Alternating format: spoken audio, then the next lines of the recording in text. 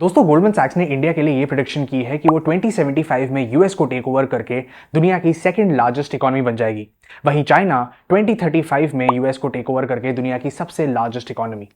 पर साथ ही साथ उन्होंने ये प्रेडिक्शन करी है कि आने वाले समय में ग्रोथ ट्रेजेक्टरी बहुत स्लो होगी, जहां एक्सपेक्टेड ग्लोबल ग्रोथ रेट सिर्फ 3% का होगा और आने वाले 10 साल में ये धीरे धीरे घटती ही जाएगी। ग्लोबल पॉपुलेशन भी घट रही है, जहां 2075 तक इसका ग्रोथ रेट 0% तक भी पहुंच सकता है। पर एशियन जायंट्स इंडिया और चाइना काफी आगे निकलेंगे, पर इसके कई सारे रीजंस हैं। तो चलिए आज का वीडियो शुरू करते हैं। इस प्रोजेक्शन के कुछ थीम्स हैं जिसके बेसिस पे गोल्डमैन सैक्स ने ये सारी प्रेडिक्शंस करी हैं। तो चलिए इन्हें एक एक करके समझते हैं। इसका सबसे पहला रीजन है एक वीकर पॉपुलेशन ग्रोथ की वजह से slower global potential growth. Global growth rate पिछले डेकेड से कम ही होता आ रहा है, जहां 2000 से पहले एवरेज ग्रोथ थी 3.6%, वहीं उसके अगले डेकेड में 3.2% और अब 2024 से 2030 तक ये 2.8% तक गिरकर आगे और भी कम होता चला जाएगा। पर ये सारा मोस्टली पॉपुलेशन पे आके रुकता है, जिसकी ग्रोथ रेट पिछले 50 साल में ऑलमोस्ट हाफ हो गई है और 2075 तक इसकी ग्रोथ रेट 0 तक गिरने के भी चांसेस हैं। अब इसके कुछ एडवांटेजेस भी हैं और डिसएडवांटेजेस भी। एक lower population growth rate actually environment sustainability के लिए बहुत अच्छा है, पर अगर पॉपुलेशन एज होती गई तो आपके हेल्थ केयर की कॉस्ट बढ़ेगी, आपकी रिटायरमेंट की कॉस्ट बढ़ेगी और पॉपुलेशन के एज होते होते एक्चुअली इकोनॉमीज के पास लोग बचेंगे ही नहीं काम करने के लिए। इसका दूसरा फैक्टर है इमर्जिंग मार्केट्स की कन्वर्जेंस और एशिया में दो पावर हाउसेस की ग्रोथ। इमर्जिंग मार्केट्स की ग्रोथ स्लो जरूर हुई है पर बड़ी भी है और इस वजह से ग्लोबल जीडीपी में इमर्जिंग मार्केट्स का शेयर बढ़ा है और धीरे धीरे lower income economies middle income economies में मूव हो रही हैं। पिछले एक डेकेड में इमर्जिंग सेक्टर के 3 इकोनॉमीज ने सबको आउट परफॉर्म किया, वो थी चाइना, इंडिया और इंडोनेशिया। पर ब्राजील, रशिया और लैटिन अमेरिका ने एक बहुत बड़ा डाउनफॉल देखा। इस वजह से ग्लोबल जीडीपी का सबसे बड़ा वेट एशिया में होगा और 2050 तक दुनिया की 5 सबसे बड़ी इकोनॉमीज होंगी चाइना, यूएस, इंडिया, इंडोनेशिया और जर्मनी। इंडोनेशिया जैसी कंट्रीज ब्राजील और रशिया जैसी कंट्रीज को भी पीछे छोड़ देंगी। एक और इंटरेस्टिंग बात यह है कि इजिप्ट, पाकिस्तान और नाइजीरिया में भी बढ़ती पॉपुलेशन की वजह से अगर सही पॉलिसीज टाइम पे इंप्लीमेंट की जाएं तो इन देशों की भी लार्जेस्ट इकोनॉमीज में गिनती हो सकती है। इसमें तीसरा इंपॉर्टेंट फैक्टर है यूएस की ग्रोथ रेट, जो कि अब रुक सकती है। पिछले डेकेड के कई सारे प्रेडिक्शंस के बावजूद यूएस ने एक एक्सेप्शनल ग्रोथ दिखाई है। डॉलर रेट्स भी काफी शार्पली ऊपर गए हैं, पर इसको एक और डेकेड रिपीट करना थोड़ा मुश्किल होगा क्योंकि इंडिया और चाइना अब इस रेस में आ चुके हैं और धीरे धीरे यूएस की पीपीपी यानी परचेजिंग पावर पैरिटी भी डेप्रिशिएट हो रही है। चौथा जो सबसे इंपॉर्टेंट फैक्टर रहा है वो है less global inequality and more local inequality. अब इस चीज को जरा समझिए। पिछले 20 साल से जो ग्लोबलाइजेशन का इंपैक्ट रहा है वो काफी अंडरस्टेटेड रहा है। ग्लोबलाइजेशन की वजह से स्पेशली इमर्जिंग मार्केट्स में कंपनीज के बीच में जो इनकम डिस्ट्रीब्यूशन रहा है वो काफी ज्यादा रहा है, पर जो लोकल इनकम का डिस्ट्रीब्यूशन है जिसके लिए लोकल गवर्नमेंट और उनकी पॉलिसीज रिस्पॉन्सिबल हैं वो अनफॉर्चुनेटली कम रही है। अब इस चीज के कुछ की लॉन्ग टर्म रिस्क भी हैं। सबसे पहला है पॉपुलिस्ट नेशनलिज्म, यानी कि एक ऐसा अप्रोच जहां हम अपने लोकल इंडस्ट्रीज को प्रोटेक्ट और प्रमोट करेंगे, जिसकी वजह से ग्लोबलाइजेशन पे इंपैक्ट पड़ेगा और कंट्रीज के बीच में जो इनकम डिस्ट्रीब्यूशन है वो भी कम होगी। और कोविड के बाद स्पेशली कई सारे इकोनॉमीज ने एक्चुअली लोकल इंडस्ट्रीज पे ज्यादा फोकस किया है। इसमें एक और चीज है एनवायरमेंट और सस्टेनेबल ग्रोथ। कुछ देशों ने एनवायरमेंट को ध्यान में रखते हुए ग्रोथ दिखाया है, पर यह दूसरी इकोनॉमीज में पॉसिबल नहीं है क्योंकि इसके लिए ग्लोबल सपोर्ट चाहिए और कई सारे इकोनॉमिक सैक्रिफाइसेस भी। अगर आपको ऐसी ग्रोथ दिखानी है तो आपको एक नया इंफ्रास्ट्रक्चर लगेगा, जिसके लिए आपको खूब सारा इन्वेस्टमेंट चाहिए।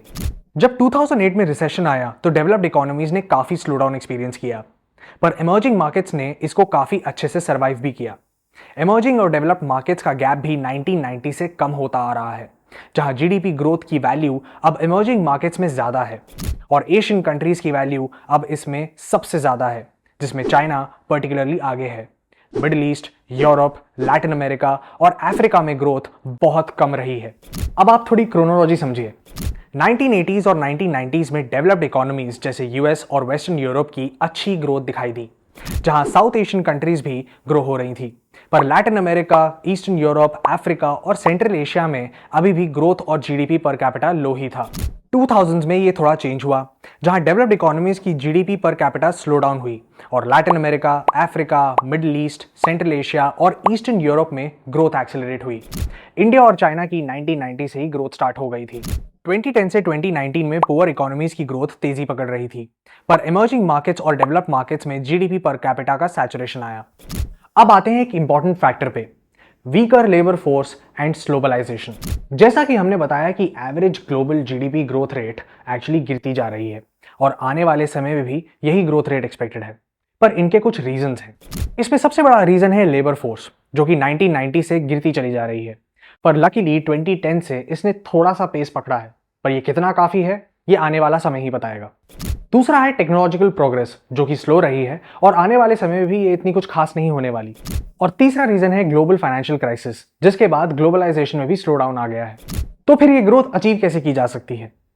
सबसे पहला है इंस्टीट्यूशनल इक्वालिटी, यानी कि हर जगह प्रॉपर्टी राइट्स और टैक्सेस का एक फेयर और कंसिस्टेंट सिस्टम हो। दूसरा है ओपननेस टू ट्रेड, जहां एफडीआई के थ्रू लार्जर मार्केट्स और इन्वेस्टमेंट्स को एक्सेस मिल पाए। तीसरा है एजुकेशन, जहां स्कूलिंग पे हमें सबसे ज्यादा ध्यान देना पड़ेगा, क्योंकि ग्रोइंग इकोनॉमीज में स्किल्ड लेबर की काफी जरूरत होगी। चौथा है एक स्टेबल मैक्रो हेल्थ एनवायरनमेंट, क्योंकि कोविड जैसी बीमारियां पूरी इकोनॉमी को हिला सकती हैं।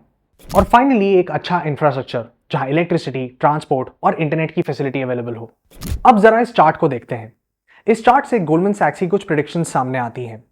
2024 टू 2029 की ग्रोथ रेट 2020 टू 2024 से ज्यादा होगी, पर 2010 टू 2019 से कम। इमर्जिंग मार्केट्स की ग्रोथ जो कि 3.8% है, वो डेवलप्ड मार्केट की ग्रोथ रेट से ज्यादा होगी, जो कि 1.8% है।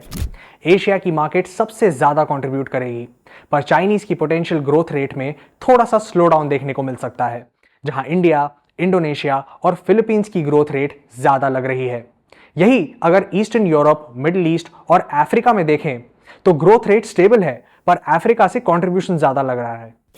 पर चाइना इतना आगे कैसे बढ़ गया और क्यों कर रहे हैं सब चाइना पे बेट? चाइना की ग्रोथ एक तरीके से बहुत अमेजिंग रही है। साल 2000 तक वो यूएस के जीडीपी के 12% की कंट्रीब्यूशन करता था और आज उसका contribution almost 80% of US GDP है। चाइना की ग्रोथ रेट यूएस की ग्रोथ रेट से ज्यादा होने वाली है और चाइनीज युआन और डॉलर के बीच का फासला भी बहुत कम होने वाला है। 2075 तक ये भी एक्सपेक्टेड है कि इंडिया यूएस को टेक ओवर कर दुनिया की सेकंड लार्जेस्ट इकोनॉमी बन जाएगा। चाइना की तब इकोनॉमी $57 ट्रिलियन, इंडिया की $52 ट्रिलियन और यूएस की $51 ट्रिलियन एक्सपेक्टेड है। यही इंडोनेशिया, नाइजीरिया और पाकिस्तान दुनिया की 4th, 5th और 6th लार्जेस्ट इकोनॉमी बन सकते हैं, अगर उनकी पॉलिसीज ठीक रही तो। पर उनमें और फर्स्ट 3 में जमीन आसमान का फर्क होगा। चाइना और इंडिया के सबसे बड़े इकोनॉमीज होने पर भी यूएस चाइना और इंडिया को मिलाकर भी उनसे 2 गुना ज्यादा रिच होगा। चलिए आपको ये बताते हैं कि ये प्रोजेक्शंस एक्चुअली की कैसे गई हैं। सबसे पहले आता है लेबर फोरकास्ट, जो कि यूएन की पॉपुलेशन रिपोर्ट से ली गई है, जहां पे वर्किंग पॉपुलेशन की एज 15 टू 64 कंसिडर की गई है। दूसरा आता है कैपिटल एक्यूमुलेशन की इन्वेस्टमेंट रेट्स क्या हैं। तीसरा ये कि टेक्नोलॉजिकल प्रोग्रेस कितनी हुई है और चौथा ये कि एक्सचेंज रेट्स के ट्रेंड्स क्या हैं। Hey guys, thank you so much for watching that video. अगर आपको पसंद आए तो please hit the like, share and subscribe button down below. अगर आप चाहते हैं कि हम किसी ब्रांड या एंटरप्रेन्योर पे कोई स्टोरी करें या ऐसी ही कोई जियोपॉलिटिक्स पे या इकोनॉमी पे कोई स्टोरी करें, तो please do let us know in the comments. We will be more than happy to do so. Will see you in the next episode. Till then take care, good bye.